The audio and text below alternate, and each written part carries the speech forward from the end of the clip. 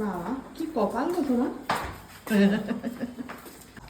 ঘি শেষ হয়ে গিয়েছিল, অর্ডার দিল আর ঠিক খেতে মানে গরম গরম ভাত হয়েছে তার মধ্যে এসে গেছে।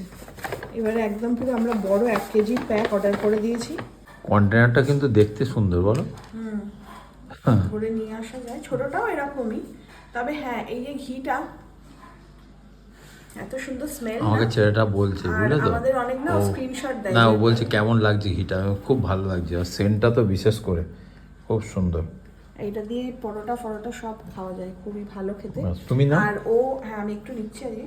আর অনেকেই কিন্তু ওকে যে লিখেছে, যে আমাদের ভিডিও দেখে স্ক্রিনশট নিয়ে পাঠিয়েছে, ও পাঠিয়েছে, হ্যাঁ, যে অনেকেই মানুষ ভালো লিখেছে লিখেছে। যে সত্যি ঘিটা খুব ভালো। থ্যাংক ইউ সো মাচ সোনালি আর কুণালকে, এত ভালো একটা ঘি আমরা সবসময় ভালোই রিভিউগুলো দিই সেটাই আমরা। আমি তোমাদেরকে দিই।